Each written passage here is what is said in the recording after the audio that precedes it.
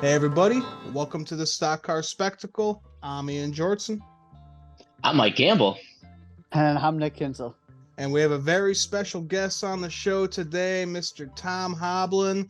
Met him at the Cubs game for NASCAR night. We got our bobbleheads together and sat in left field bleachers, had a good old time, and then you went down to the streets of Chicago to watch a NASCAR race. It was one hell of a weekend. I'll never forget it. Yeah, that sounds like, man. That had to be cool. I mean, on TV, the racing was phenomenal, but what was it like just being there for the first time? I mean, as everybody's been saying all week, the energy's been just electric, and just being downtown for the race, you had just people who knew nothing about NASCAR that were just so excited to be there and so curious about the world that I know we all love. So it was just really cool to see that. And in the city of Chicago, it was just like there was multiple times during the race where I just look up at the buildings and be like, holy cow, this is happening like in my front yard. Like, this is insane.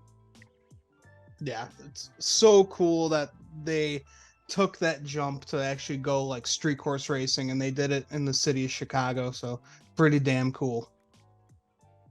Yeah, and Nick, you got to see a little bit of racing too. You went along the fence there, didn't buy a ticket. Well, yeah, I didn't buy a ticket for it because those prices were insane. So kudos to you, Tom, for paying those prices to get in there. But no, it wasn't even planned for me. It wasn't even planned for me to be down there for that. Like, I was supposed to be at the beach on Sunday, but it was pouring rain, so we decided to go down to the city instead. And I was like, if we're gonna go to the city, like let's check it out. And it was really cool. Like, we saw the first couple laps of it from the outside because we did not pay a ticket to get inside. But there was just so many people lined up along the fence, just trying to get a glimpse of what was going on. And I think that was the coolest part for me, is just seeing all these people who probably knew nothing about NASCAR. They were all pulling out their phones, trying to take a video as the cars are coming by from the glimpse that we could see. And that was probably the coolest part about being down there from that and not having a ticket to go inside. So there was tons of people who were trying to get a view. You know, that was probably the coolest part for me. Yeah, we saw that from inside the track too. I was in the Michigan Avenue turn 11, and there were people climbing up on the entrances to Millennium Station just trying to get a view. They did it on Saturday, and then we noticed we didn't see anybody climbing up there on Sunday, and we noticed there was a cop just like kind of patrolling it, just standing there trying to stop people from going up there. So that's kind of funny. Damn freeloaders. All right, and also on the show, back from the dead, Mr. Mike Gamble. I got to, man, it has been so long since we've had you on the show. That kid is keeping you away from us. Daytona? Might have been Daytona. Yeah, was it? Time. I think so. I think it was either the season preview or just leading right into the Daytona 500. No, life's good. My little monster just turned 6 months. So little baby's growing up on me already.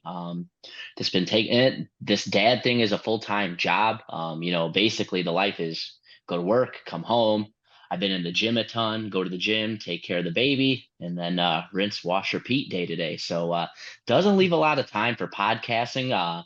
It's barely leaving time for NASCAR. So I've kept up with the season. I haven't watched as much as I would the last couple of years, but still pretty good. That being said, feels good to be back, fellas. Yeah, man, definitely. It's always a pleasure to have you back on the show. One of the founding fathers of the Stock Car Spectacle. But let's start off the show like we always do, boys, with our Diecast of the week. And Tom, what you got for us, buddy? All right. I had to pull out the big guns right away since, joining the show and whatnot. I've had this car since I was so little, and I kind of forgot about it. And then I was watching a YouTube compilation. It was about Kyle Busch's rookie season. And I said, oh my God, I played with that diecast like a a monster when I was a kid. So I have a signed Kyle Busch rookie Hendrick 84. I sent it into Kyle and he signed it, sent it right back. So I thought that would be pretty fun to bring out for the Diecast showcase here. Yeah, that's a badass car right there, man. It's rare to find the 84 Kyle cars. Yeah. Oh yeah. It was for sale at a gas station. I still remember getting it. We stopped at a gas station on Wolf Road in Mokina, Illinois, and they were just selling it out of a Citgo. So yeah, you said big guns. You did not lie, man. That's big time. Yeah, that's a badass diecast, dude. All right, Mike, what you got for us, man? It's been a while. All right, as you folks know, the studio/game room is now the baby room, so I am without much of a setup. However, I still do have 5 or 6 out and around. We're gonna go with, since we're going to a quote unquote super speedway, Ryan Blaney Talladega race win. As you can see, missing the rear spoiler. You guys know that story. Thanks a lot, apartment complex, when we got kicked out after the tornado, but it is what it is. So, is that his first or second 007 Talladega win? That was the second 007, and if you'll bear with me, the first one is chilling right here. There you go. And that was a Ryan Blaney autograph one. Sick. Oh yeah. All right, Nico Suave, what you got for your diecast of the week? Well, Atlanta is upon us, and I played my first Atlanta car when we went there in the spring, so I guess I'll play my second Atlanta car now that we're coming here this upcoming weekend. It's Kyle Larson, the number 42 McDonald's Chevrolet from, I want to say, the 2019 season. You know, I think it's the chrome version as well. This was one of my Black Friday purchases, one of the $500 worth of cars that I spent on that Black Friday. So, I like the car a lot. I like the chrome on it, and yeah, pretty damn cool scheme. And it's the Atlanta car, so might as well throw it out for Atlanta. There you go, man. I cannot endorse any hard R diecast being played on the podcast, fellas. I don't endorse it either. It's just like, what Daniel no Hamlin, for me, what dog. Trevor Bayne car am I gonna play this week? Got nothing to do with Atlanta. Let's pull out the hard R car. Why not? I don't. Also, I'm glad I made that a thing. By the way, that's the greatest ever. Even you guys call them that now. Yep. You should trademark that. I don't think you should trademark that. Yeah, probably a good idea. Yeah. if you didn't know the backstory that I'm a huge Bubba Wallace fan, that could be really, really poorly taken out of context. Mm-hmm. Oh, for sure. I mean, the only thing, I know this is way old news, but the only thing that I'm most upset about with that whole situation is that he got fired. Then when he came back, he got a better job. I was like, I'm cool. I'm cool with the sensitivity training and whatnot, but like, make him start over again. Yeah, dude gets go back to the truck series. Yeah, dude gets the best job, wins 10 races. Like, slap on the wrist. Yeah, yeah, right. He came out smelling like a rose when that's all said and done. Let's be real, man. Came out and won a championship and became so popular. Ain't that the damnedest thing? Yeah.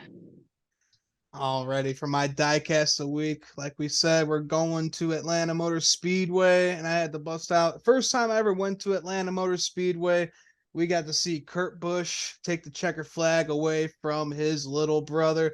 That was also the last race on. Sorry, Tom, but that was badass to see. Old Ross Chastain helping out his teammate there, blocking Kyle. But last race at Old Atlanta, man, I miss that track so much. I wish they did the super speedway 1.5 mile style thing to like Texas, a track that really needed like a change. Mm-hmm.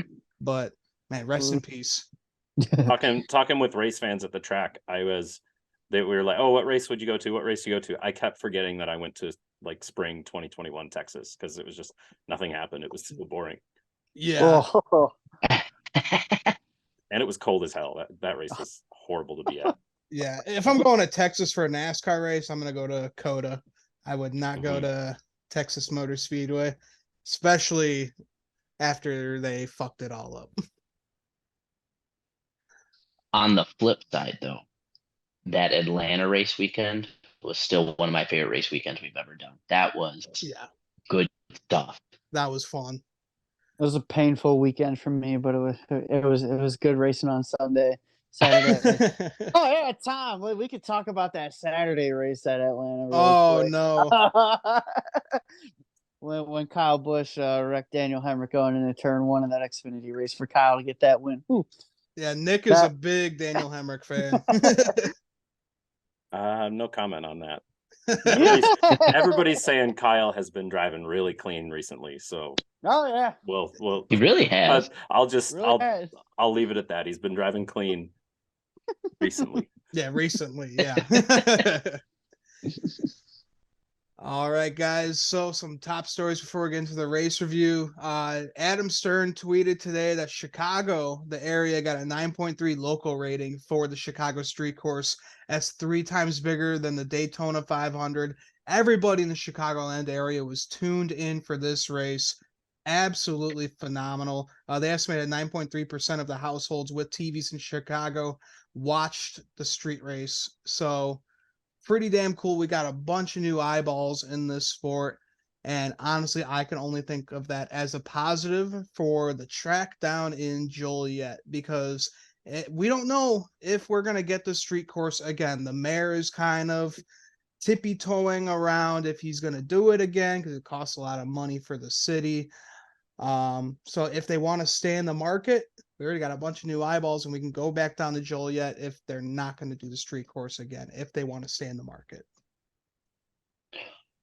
Well, I can just say I had, at my job, I'm one of like 2 or 3 NASCAR fans in a operation that's like 20 different locations, probably a couple hundred different employees. And I had people that I know don't watch NASCAR calling me, texting me like, hey, who do you like in the race? Hey, what about this? What about that? Watching it, people gambling on it, just people that wouldn't normally even be engaged with the sport we're watching and texting me after, just talking about how awesome it was, how cool it was to see them on the streets that we drive through, on a weekly basis. So, if that was the goal, which obviously it was, that you can't say it was anything other than an A+ weekend for NASCAR and for Chicago and the Midwest market. So we'll see what the rest brings. But here's the other part: if we don't go to the street course again next year, and we do get a Joliet date, obviously we'll all be ecstatic because we're diehards and that's just what we do. But it's going to be on the city of Chicago, Chicagoland area. And it's going to be on NASCAR to deliver in Joliet too, because we all know why they left Joliet. Nobody was showing up, and no matter what they did, it just wasn't working. And that's something that they're going to have to correct now that they got the eyeballs the way they want them. A few thoughts on this one. Before Adam Stern tweeted that, I didn't even think about like how I didn't put it together how the locals would truly react. I mean, you take something that's going to be literally dropped in their lap, whether or not they buy a ticket, the TV is still a huge part of NASCAR's product. And so you drop something like this in their lap, they're going to tune in just out of curiosity. I mean, it's shut down the park, it shut down some major roads. So they know about it, whether they're happy about it or not. You'd think a lot of those people are going to tune in to see if it's a shit show or if it's actually good. And I think with the mayor's attitude, I'm skeptical. Is one of the reasons I was so interested in going this year, because who knows if it's coming back. But we got to wait for the economic report to come out and see. But it's just the interest is there, and it shows that we can do this and be successful with it. Yeah, I'd say the interest is definitely there. Like me being outside of the track, just seeing all the people, like there were tons of people who were just outside the track trying to get a look at it. You had your news stations, like ABC7 was down there, NBC was down there. They were interviewing people who were outside of the track trying to get their thoughts on everything about it. So like if I'm the mayor and this was how can you not look at this as a major success and something that you would want in your city again going forward? Now, because like I'm with Mike, it's like if we go back down to Joliet, are those same people going to want to go down to Joliet because that was the big problem with Chicagoland Speedway is people did not show up. So we just do not know. So as good as this was a success for the city of Chicago, can those same people tune in when we go back down? If we were to go back down to Joliet, that's the big question right there. Yeah, from what I saw outside from the street course, yeah, there are a ton of people with interest. I can't imagine you get half the interest if this goes to Joliet next year, because like I said, it's in their lap. It's right there. They kind of have to look at it. They have to see it. And if it's in Joliet, this doesn't affect the Chicagoans at all. They're right. not, unless they're looking for it, it's not there. And the other thing that they were saying, with all the rain they had on Sunday, the drivers and stuff and spotters and industry members were all making comments. They're like, oh man, this place is empty. It sucks that it rained so much. And then they were so surprised by the end of the race, the place was packed. And I think that's an advantage of this street course that you have over a different track, is that it's not out in the middle of nowhere. People, when it was raining so hard, they just went home, waited out, sat on Twitter. When they said they were getting in the car, they all started making their way back. Yeah, maybe they missed the beginning of the race, but they were all there in the end and they all loved it. Well, that was the cool part, is because being down there, so when it was literally like a monsoon out there, like I was at a bar in the city and there were tons of race fans that were in that bar. But I tell you what, they got the announcement that they were going to go green in like 15 or 20 minutes. That bar cleared out because those people were coming from outside the racetrack. They were going back in. So yeah, definitely. But I can't imagine this is good for Joliet, No. If it does go to Joliet, that you get even half the interest, just because. Although personally, I think this new car would race fantastically. Oh, absolutely. Joliet, but it's just not in front of people, so they're not going to see it. And that's unfortunately, whether you like this new business model, the new direction that they're taking NASCAR, Steve Phelps, Ben Kennedy, whether you like it or not, this is the direction they have to go if they want to keep eyeballs on the sport. Yeah, definitely. And also just looking at local news media, like posts on like Facebook and Twitter. I was looking through comments, just what people were saying about the race and everything, and it was all really positive, seeing people commenting like, this is the first NASCAR race I watched like all the way through on like TV, and I enjoyed it. It was lots of fun. Like they made a new fan out of me, and like everyone's wondering like which driver should I go for. So it's making a lot of new fans out of this. So hopefully they'll stay dedicated. They watch Atlanta this upcoming week and they just stick with it, because going to this race in person definitely it made a bunch of new fans out of people, because you'll get a so much better experience being there in person than watching on TV. The number one sentence I heard inside the gates was, with just people I was talking to, was, I wouldn't have come to a NASCAR race if it didn't come here. Mm-hmm. So yes. And to my right, I had brand new people who had never been to a race, and to my left I had some fans from Virginia that had been to 15 or 20 races, and we were all getting along. I was teaching the new guys some stuff about things, and I got the radio scanner, and I said, hey, next time you come out to a race, you better get the radio scanner, especially for a track like this. And he goes, oh yeah, I'm definitely coming out next time and getting that radio scanner. So it's like the interest, it's you get a bite of the apple and you just want another one. So, and I think if they're pushing that number of 80% new fans, then I think if you get a quarter of those 80% to latch onto this thing, it was a successful event for NASCAR, whether or not they come back to downtown Chicago. Yeah, absolutely. So great weekend for the city of Chicago. Let's get into the race review with the Xfinity series. This was a short one, but we did have Cole Custer winning the pole. Guys, he's been looking pretty damn good on these road courses. He won at Portland a couple weeks ago. Really fast here at the Chicago street course. So is Custer our new road course ringer down in the Xfinity series? I don't know if I'd go that far. I mean, first of all, it's about damn time Cole Custer showing up in the Xfinity series. So we talked about this. Me and you have talked about this in shows past about where has Cole Custer been all season long, and now here he is rattling that off. But yeah, I don't think we got to see enough of the Xfinity cars on the Chicago street course to say if Cole Custer is the new road course king down there. But hey, he's taking the momentum and he's riding off into the sunset right now. So this is exactly what he needed. But I don't know if I'd go as far to say that he's a road course ringer down here. Yeah. And then Yeah. trouble. Go ahead, Mike. All I was gonna to say on the matter was, I don't know if I'd say he's the road course ringer, but just to kind of echo a little bit of Nick's sentiment, it's Cole Custer. He should be competitive at this level. He Yeah. was in the past, went up to the Cup Series. He came back down here to be competitive. This is what we should expect from this guy. I agree. Yeah, if he's not in the championship for this season, then I think it's ultimately a failure, and I think SHR as a whole should reassess. But I mean, you gotta think that it took a little bit time to adjust back, especially with how different the cars are now. But if he's not in the championship for winning that race or losing it, that doesn't really matter as much. But he's got to get there and show us that he's worthy. Yeah, I think definitely like what you said, he just needed time to adjust to this new Xfinity car, new team that he has, because he got a completely new crew chief, pit crew and everything. So a lot of time to adjust. But yeah, I think he's getting there right now. As for the race, the Xfinity race, I'm just curious with how short they ran. I mean, we didn't even see basically a live pit stop at the track. No. With how short they ran, and I'm sure those guys were a little bit timid. They didn't want to wreck their stuff on this new treacherous course. I'm curious to know how much the running order changed from the starting lineup, because Cole Custer just would drive away from the field every time they went green.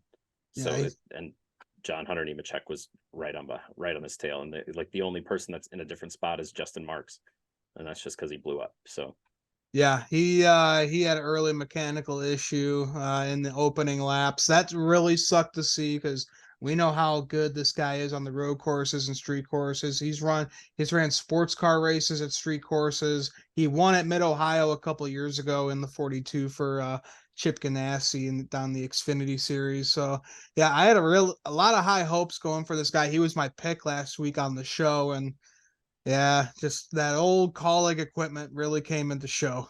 it's really a hit or miss. Yeah. Could tell you a lot about that, but we'll keep on rolling. Yeah, you can go on for hours about Colleague racing. Yeah, Nick said, "How much time y'all got? I got this." And then really like we said, they didn't get too much racing in here. They postponed the race 2 laps to go in the second stage. They tried to get it going early in the morning on Sunday, and they just called it. There was too much rain. There was no way that they were going to get this in. They wanted to get the Cup race in on Sunday, and they didn't want to just have the Xfinity race on Monday. So I totally understand why they needed to, cancel the rest of racing, declare Cole Custer the winner, but that just sucks. We did not get the full experience for this Xfinity race. I will tell you guys, I was at the track. I got a secret for you. I had a media badge through work, so I could get around and see some places that I probably wasn't supposed to. But I got to the track on Sunday morning at 6 a.m. to kind of watch everything come to life there, and seeing the drivers come in, and it started raining at probably 8 a.m. pretty hard, and it stayed a pretty consistent rain. I grew up in the area. I've never seen it rain that hard for that long. I mean, it was from 8 to 5 basically, and it would get intense, but it wouldn't drop below a certain level. So it was nasty. They tried so hard. They even strapped those drivers in the car, but it was never going to happen. Yeah, I could not believe we have the driest June ever. Not a drop of rain throughout the whole month, and then the first 2 days it downpours like a motherfucker. It was NASCAR insane. comes. If your city has a drought, just host a NASCAR race because the rain's coming. Yeah, exactly. So and it was raining so hard, I honestly didn't think they'd get the Cup race in, which is why I think they made the decision to cancel the Xfinity race, because they needed to leave that whole Monday open for the Cup race. And lo and behold, Monday was not a cloud in the sky, most beautiful day here. So, that was the crazy thing is I was reading they were like 15 minutes away from postponing that Cup race until Monday before the weather. They finally got a break in the weather, and then it was go time from there. So I'm glad that they stuck it out and they got that Cup race on Sunday. My dad, my brother, and I walked back to my brother's apartment in the South Loop because we didn't think it was going to happen. We went back for driver intros. It was like the worst rain of the day was during driver intros. walked all the way back to the apartment. We were walking in the door, and I looked at Twitter again and saw Bob had tweeted that the drivers of the cars rolling off at 5:15, and I said, I gotta go, and I sprinted back to the Grand Park. Yeah, on the broadcast, they were interviewing Ricky Senhouse. They were talking about the Cubs game he was at. Then all of a sudden, he was like, "Oh, Ricky, we got some news." He was like, "Drivers of their cars," and he was like, "Oh shit!" And he was like, he was still in his like polo and everything. He had to get going. I mean, Kyle didn't think they were going to race. Denny was tweeting, "Was like NASCAR, do the right thing," which everybody thought was cancel the race, and it just didn't look good. And then it got just clear enough. Yeah, it was perfect the way it worked out. Perfect. And I think the big story out of this is just a big kudos to NASCAR for pulling this off. Like, it's one thing to have a curveball thrown at you, and Lord knows on this show in the past, we've been critical of NASCAR when they are dealt a curveball with the way that they'll usually react to them. And I don't know if they could have done a better job. Like you guys said, for the people that aren't in our area to understand the amount of rain we got versus what the forecast was and what we had kind of been experiencing weather-wise leading up to this race, and B, the rain that we ended up getting. This was no small feat to get this race in. This was kudos to NASCAR, kudos to the city of Chicago to be able to pull this off. And the way everything came together, I mean, I don't want to say miraculous. I think it's a little bit much, but it was pretty incredible that they got this whole race in and it turned out the way it did. Yeah, they needed it, because with the Xfinity race going the way it did with all the weather and everything, if they had to push this race back to Monday, you don't know what kind of crowds you're going to pull in for that Monday race, no matter what the weather was. With people having to go back to work and everything, they needed this race to happen on Sundays. So big kudos to them for sticking this one out, and they put on a hell of a show once we got going. Yep. Pretty damn cool. Just everything that they were able to do with this weekend. But let's talk the Cup Series race. Justin Fields, Bears quarterback, gave the command to start engines, and man, he had no enthusiasm. They were interviewing him before, and he was like, "Yeah, I've been practicing in the mirror for 3 days." 3 days, and you go, "Drivers, start your engines." Come on, man. You're a quarterback. Use your damn voice. Full disclosure, I'm a Packer fan. I've always been a Packer fan. So all right. Interview is over. And we'll see you later, buddy. It was nice being on the show. I appreciate it. I won't be invited back. But it's just when I heard that, I was like, well, it's my dad even made the comment who likes the Bears. He's like, man, they think the whole city of Chicago is just the Bears. And I was like, yeah. It was pretty funny, like throughout like all the promotion stuff throughout the whole weekend for like the broadcasts. They kept showing like, the Cubs winning the World Series, the Bears, winning it back in '85, and the Blackhawks winning the Stanley Cups. And they did not show any footage of the Chicago White Sox like doing anything, winning the '05 World Series. This is so funny. Nope. All the love to Chicago sports except for the White Sox. And the White Sox that year, this is a baseball podcast, but the White Sox that year had the most dominant playoff in MLB history, basically. They lost once in the playoffs. Mm-hmm. They swept the series, lost once. That team never gets any love from anybody. And as a Cubs fan, it's hilarious. Yeah, it's pretty funny. Yeah, you're right. Not only were they dominant, they had probably the most dominant starting pitching run in the history of postseason. How many complete games do they have? It felt like a zillion. Every time you turn around, it's something stupid. My siblings are White Sox fans, so I hear about this all the time. Oh, man.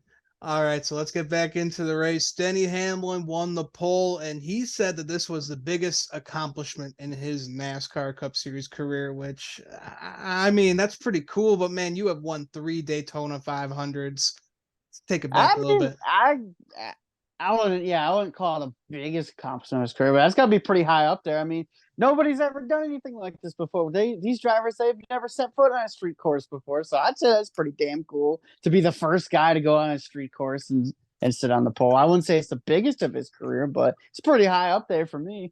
And he was going up against a guy who was laying down those kinds of laps from the first time he rolled out on the track. So for him to make up that much time in so little track time is pretty good. It absolutely is, but I am in no way, shape, or form buying that this is the biggest accomplishment of his career. Let's reassess something here, fellas. This is qualifying for NASCAR. I know we're on a street course, but at the end of the day, that don't mean dicky do. It all counts about where you finish. The man's got, like you said, Nick, a handful of Daytona 500 trophies in his case and a zillion other wins to go with it. He's got to win as a driver, wins as an owner. I don't know if a pole is the greatest accomplishment of my career, but no, it's like but definitely a pretty big feat though, given the talent and given just the unknown factor. Yeah, most definitely. So pretty cool to see Denny win it there. And they were worried with rain, but like we said, it cleared up 15 minutes before they were going to call it. So cars were able to go green, and Tyler Reddick immediately stole the lead from his team owner right there. And then Denny crashed into the tire barrier, taking himself out of second place. Those first couple laps were what you thought it was going to be in those first couple laps. It was a shit show. Those first couple laps were a shit show. We're in the wet weathers. It's still kind of raining at this point. Those first couple laps were, I think, what everybody expected that they were going to be. Yeah, we had Hamlin going to the tire barrier, and then we had Almirola spinning, and then Eric Jones taking out Keselowski and his teammate, put Noah Gragson into the wall for the first time in the day for that 42 car. We'll get more. They had no laps on the wet, so you got to let them figure it out a little bit. I mean, I watched the green flag from pit lane, and by the time I got to my seat, I walked into my seat wearing my 3 Cheese shirt and look up at the screen, and Kyle Busch is buried in the tire barrier. So I thought my day was done from there. Like right as I came out the little tunnel, I was like, oh, we're done. That sucks. But yeah, they were able to tow him out. Yeah, it took a little bit, but they towed him out, and he was able to get going. He still got a top 5 at the end of the day. So pretty damn cool. Can we talk about one of the unsung heroes of this whole weekend being them tire barriers? How many guys absolutely obliterated those things and just came out virtually unscathed? And how fragile we know these control arms and toe links to be. And right, those guys could still wheel around, and as long as they didn't hit the concrete, they were fine. Yeah, Noah hit the wall hit the tire barrier like 4 or 5 times, and the car was still running pretty well. So yeah, these new cars and those tire barriers, they work well together with keeping the car intact. And then NASCAR will overreact and put them on every oval. Yeah, of course. Which isn't the same thing. Yep. All right. So yeah, you mentioned Kyle Busch crashing the tire barrier. He got towed out, but he was able to continue. Christopher Bell, pretty damn good road course racer. He ended up winning stage 1. Really, really precious playoff points for that 20 car. For sure. And then we had the 48, Alex Bowman. He lost pressure, just adding more shit to this season that, he's already dug himself into a hole with being out of the car with the concussion, with his back injury. He has this, so we don't have a whole lot of races left. So he's got to be grasping for straws here to get a playoff spot. He's sitting 20th in points right now, 239 back. And they're saying if Chase Elliott, who's 24th, 268 back, they're saying he can point his way in. I think Bowman's got a good chance to do it. Oh, wow. I thought he was deeper than that. Okay. Yeah. But they're saying if Chase keeps running what he's doing, even if he doesn't win, and nobody else new wins, which is unlikely, but they're saying there's still a chance for those guys to point their way in. So we'll just have to see. But they know what they got to do. They got to go out and win. Yeah. I mean, Hendrick Motorsports has been pretty much lights out this year. I'm surprised we haven't seen the 48 and 9 go to victory lane yet. I'm pretty surprised we haven't. I'm not surprised we haven't seen the 48 victory lane. Fuck Alex Bowman. I'll go on and say that right now. All right. Coming from a true Denny fan. Also, too, I would like to think that people saying that Chase and them can point their way in is a lot like us as Cubs fans. Oh, we're only 7 games out with 9 to go. Mathematically, it's still possible. We're right there. Yeah. I mean, they know what would be the easy way and the hard way. And right now it's looking like both those guys are going to be the hard way. I mean, it's hard for both of them to be out of the car that long. Mm-hmm. And we know how competitive this series is. And with how similar the cars are, it's not a guarantee that these guys are going to win this season. Yeah. No, absolutely not. I mean, we've seen guys. Kevin Harvick, he went winless in 2021. Kyle Busch, he only got one win last year, and that was only because Chase Briscoe took out Tyler Reddick. So, really, like this, it is pretty easy to go winless in the season. So you got to be balls out. Look at my boy Blaney last year, coming off a 3-win season, comes back and doesn't even come close. He finished second a couple times, but really, Oh, you got no the like 600 this major. year. Yeah, this year, but last year nothing. Yeah. And then this year we got the 600. But yeah, last year he even made a pretty decently deep playoff run with no wins. So yeah, it's in no way, shape, or form a guarantee that just because you're in a top car that you're going to find victory lane with as competitive as these cars have been the last 2 seasons. Yeah, definitely. All right, so Kevin Harvick spins after Byron spun in front of him, and this caused the traffic jam on Jackson. That had to be like right in front of your seats there, huh? Yeah, we saw. So when they would go around the corner, we'd lose them. So we're watching on the TV, but then we just saw all the cars stop. We're like, oh no. But Denny pointed out on his podcast that Kevin Harvick, he saw a few cars pull ahead of him, and then he pulled forward to block the rest of the track so we wouldn't lose any more positions, which big brain play by Kevin Harvick. Everybody on Twitter was pissed off about this. I don't see it's the same thing. First of all, they gave everybody their spot back anyways, which I don't think is the right case for NASCAR to give people their spot. Like the 7, the 24, and the 4 should not have had their spots back. They were sideways on the track. Everybody else was facing forward. But for him to have the wherewithal is like, hell no, I'm not getting passed by these people. I'm going to block the rest of the track. So Well, Kevin Harvick is not a very good road course racer or anything, so he just had to do whatever he could to get position. It was not a good day for him. I'm just saying Kevin Harvick did more damage than the tire barriers, and that's a bunch of bullshit. Yeah. Oh man, and one guy I thought was finally going to get a good finish here this year was that 3 car of Austin Dillon. He was chasing down Justin Haley for that top spot, made a little fuck up, got into the wall, and then just crashed and burned and pretty much ended his competitive day. Ian, I would have bet you yeah. I would have bet you every penny in my bank account that he was going to fuck it up. He always does. Typical Austin Dillon. I picked a piece of Austin Dillon carbon fiber off the track after the race. So Nice. There you go. There you go. Well, there you go, AD. At least he gave our boy Tom a souvenir. That's kind of cool. He's really good at doing that. He likes giving out souvenirs on the track. No, but all serious, no. It's been a very rough year for that 3 team all the way around, and having Kyle Busch have the success that he has. I haven't been on the show to talk about this.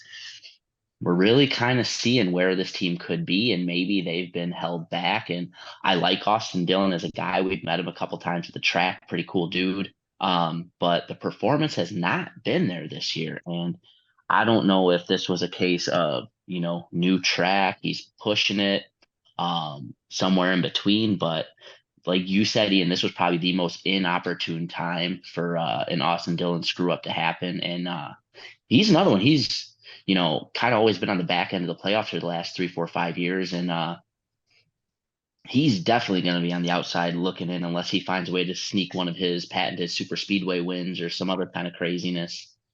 Yeah, well, he can't be feeling really good week in, week out, having Kyle Busch just do what Kyle Busch does and then where he's at. So, and I just wonder what Pop's thinking right now. He's like, God damn, I brought Kyle Busch in. We're having so much success, but man, is he making my grandson look bad right now? Richard Childress isn't going to say anything about Austin Dillon. No, he'll never. Nope. He never would. My opinion, after seeing how well Kyle's done and what Austin Dillon did to bring Kyle in, I think Austin Dillon needs to hang it up, get into co-ownership with his grandpa so the team has a future more than Richard Childress, and they could bring in another top talent and show that team is still as competitive as it's been showing, because he does not have the skill to run with Kyle Busch. Yeah, I think that would be perfect. Just join being like a team owner and bring it. Dude, got to bring in Austin Hill into that 3 car. That guy has been kicking ass down the Xfinity series. I think he would be a perfect candidate for that 3 car, or just another RCR car if Austin doesn't end up leaving here in the next couple of years.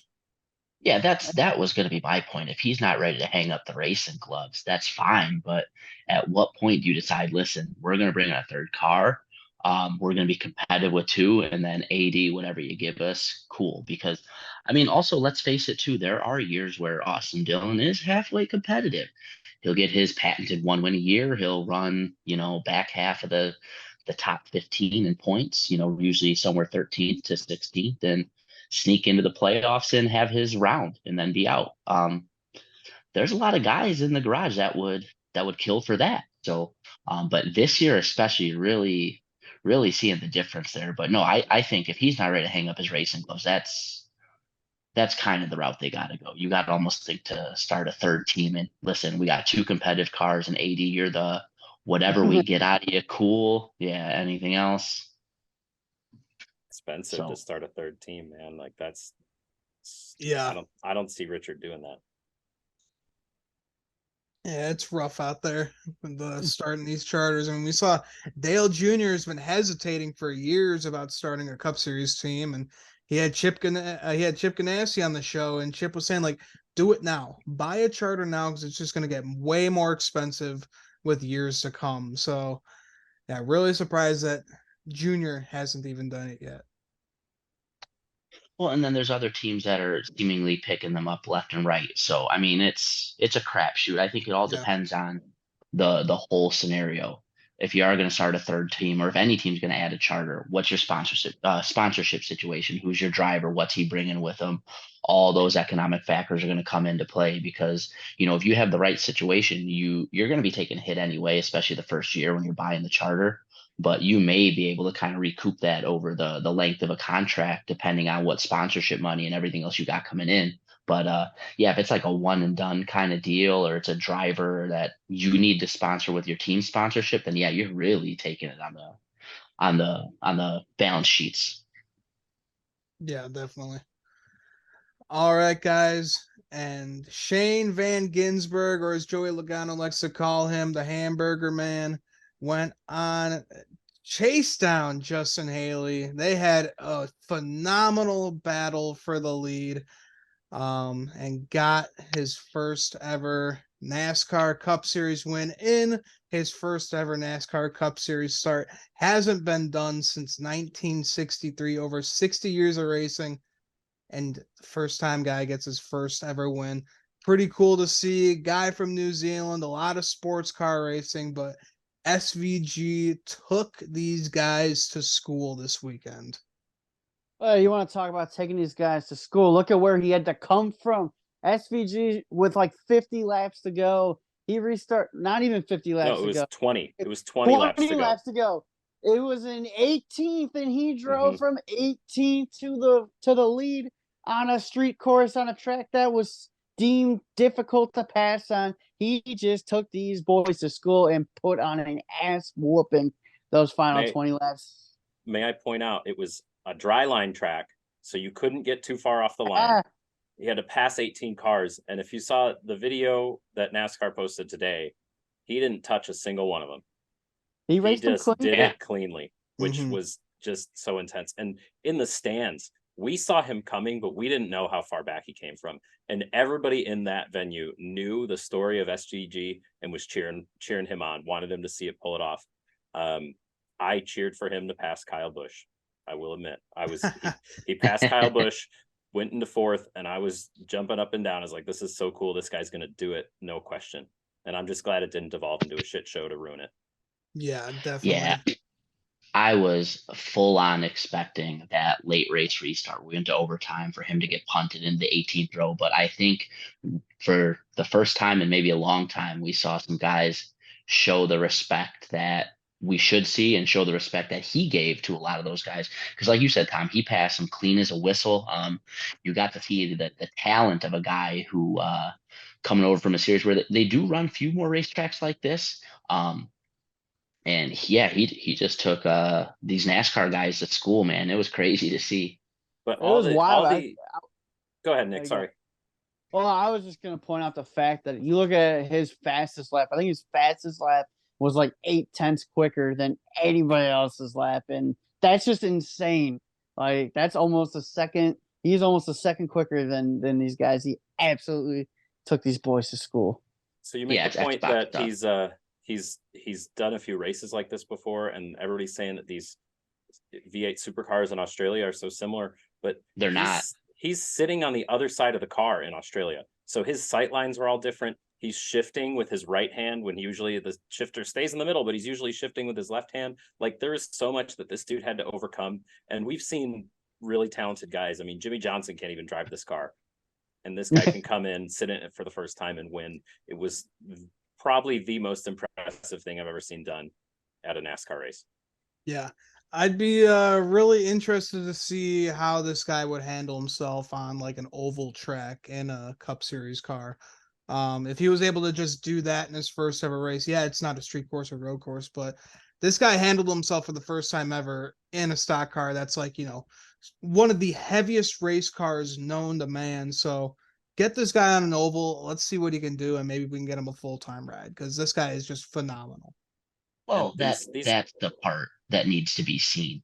Yeah, my point of him being, coming from supercars is at least that's the style of racing he's accustomed to. Sure, there's a boatload for him to overcome, and it was pretty crazy to see. But that's usually where we see some of these guys struggle that come from these other disciplines, is coming onto the ovals and things like that. So to see him race that way, I would love to see how he would do on an oval or even one of our more traditional like road course races.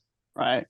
I think this next gen car would help him a lot. We've seen a lot more parity over with this car, so I would be curious to see. But yeah, it'd be interesting to see him on oval because, like Mike was saying, these guys with this normal discipline on these kind of tracks, when they feather over to the ovals, I mean, look at guys like a Juan Pablo Montoya, look at guys like a Marcos Ambrose, something like that, where it never really transitioned over for him. But hey, you never know. With these next gen cars, anything's possible. So, but if a team owner wants to take a chance on him, I'd say it's worth it because he may finish 36th every time on an oval, but he steals one of these road course wins, he automatically finishes 16th in points at the very least, and that's big money for a Cup team.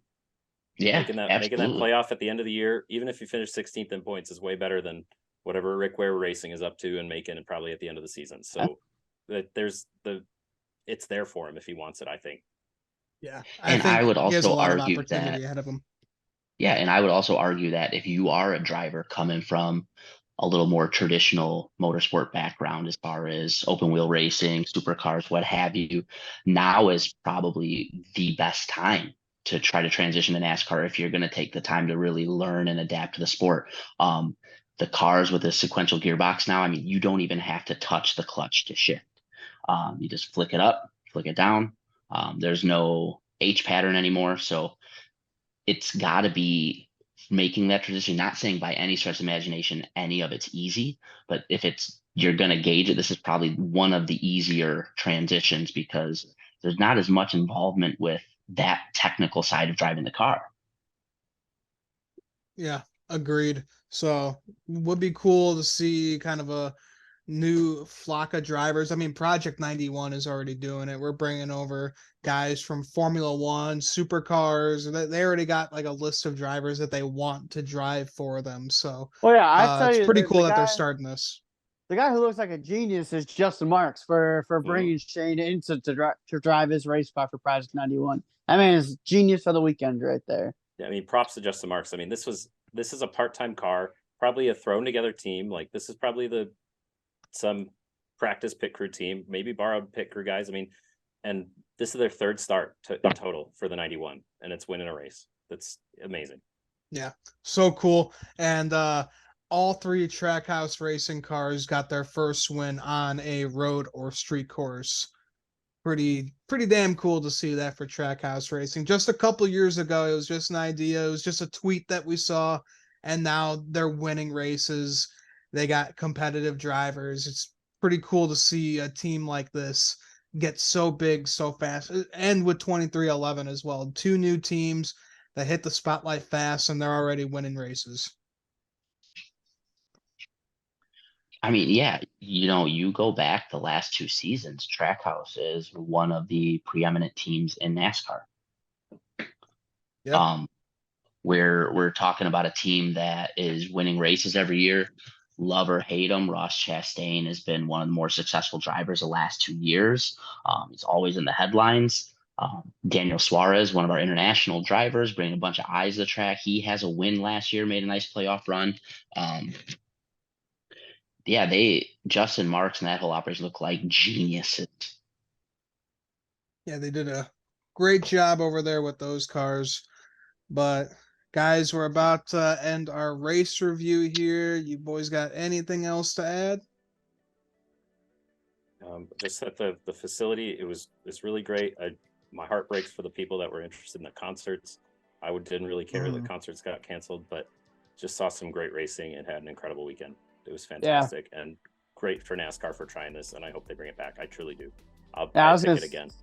I was gonna say kudos to NASCAR. Like, you can go back and watch our show from a week ago, and I said I did not have high hopes for this one, but I was glad to be proved wrong because that was a hell of a show.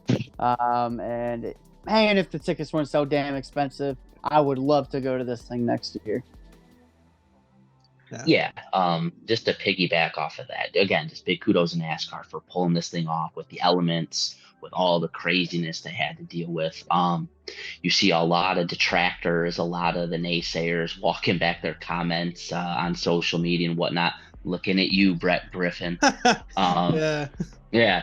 I think there is always going to be a group of the fan base that, because it's not what they wanted, they're never going to fully buy in. And we all know how that goes. But if you understand what NASCAR was trying to do, why they were trying to do it, and what transpired this weekend, there's no other way to draw a conclusion other than resounding success. That's the only real way you could look at this weekend. And the thing with the shortening of the race, screwing all those guys at the front,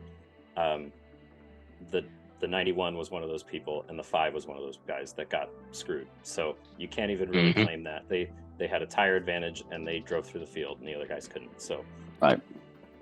Yeah, I was gonna say, regardless of them shortening the race, I think SVG still would have put them to school. I think he would have had a bigger gap. All right, everybody. Well, thanks for tuning into the Stock Car Spectacle. Tom, thank you so much for coming on to the show. We got to have you on again soon. It was fun. You guys can also catch Tom on our next show of the race preview. We're going to be talking Mid-Ohio and then the Xfinity Series and the Cup Series at Atlanta Motor Speedway. So for the Stock Car Spectacle, I'm Ian Jordan. I'm Mike Gamble. And I'm Nick Kinsel. We'll see you guys next time.